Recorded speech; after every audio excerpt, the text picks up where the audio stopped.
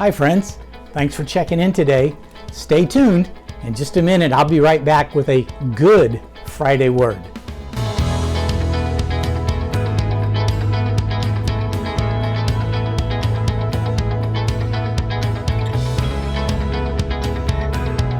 Okay friends, welcome to a special Good Friday message. I'm just calling this a Good Friday word.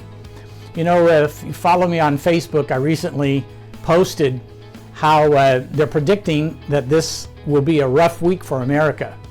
And then of course I said, well, it was a rough week for Jesus too, but just look at the outcome. I suppose this is going to be an Easter unlike anything in our lifetimes. I know in my lifetime, instead of being in a building gathered with other believers, Lori and I are going to be connected and celebrating the resurrection with thousands of believers from around the world via technology. So I guess that's okay, because the first Easter didn't happen in a church building either. It happened in a garden, and then among a group of people who were full of fear.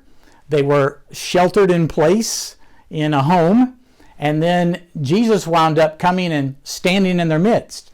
I pray that he's going to do that again, wherever that we're at this Easter, that Jesus is going to show up right in our midst. I want to read something that really blessed me and helped me put some things into a healthy perspective, and I hope that it'll help you also. But it says the very first Easter was not in a crowded worship space with singing and praising.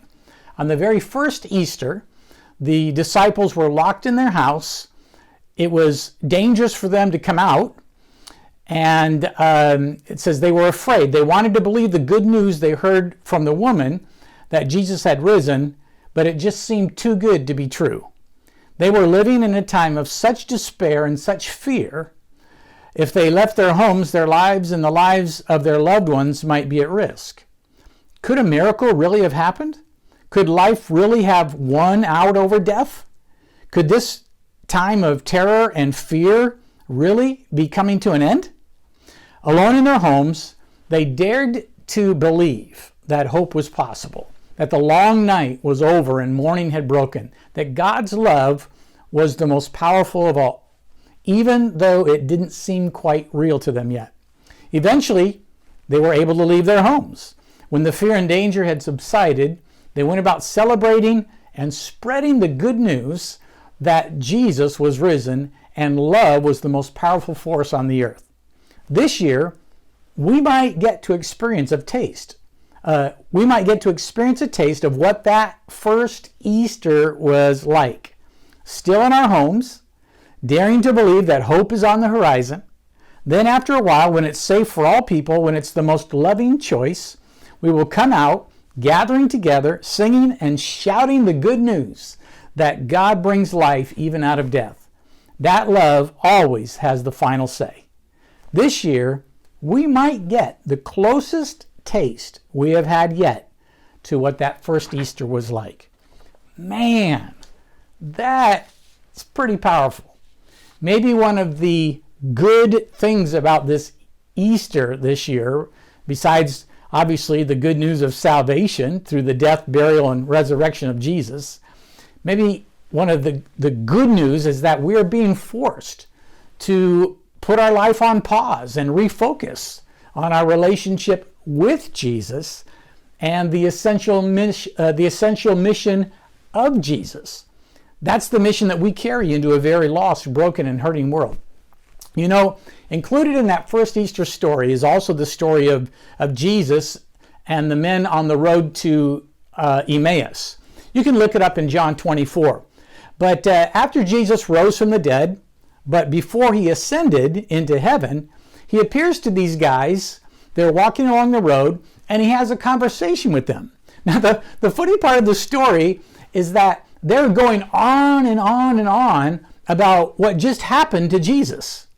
And they don't even recognize that it's Jesus who's walking with them, and he's talking with them. Then it says, suddenly their eyes were open, and they recognized him. That's in John 24, verse 31. Suddenly their eyes were open, and they recognized him. Listen, My prayer today is that our eyes and the eyes of believers around the world will have this same suddenly moment. And we will see him in the midst of our crazy circumstances and whatever may be going on in your place of the world. So on this Good Friday, I just want you to be encouraged, my friends. Jesus is among us, and he is at work. And even if you've been having a hard time seeing him, just ask him to open your eyes too. And you may be surprised to see how strategically and powerfully he's at work in our world at this very moment. So from all of us at Christian Life Global Network, we just pray you have a blessed Easter and that you will walk in the fullness of your kingdom purpose and your kingdom calling. If you haven't done so, please be sure to like, subscribe, and share this channel with your friends and family. We've got some really exciting content, some great content coming your way.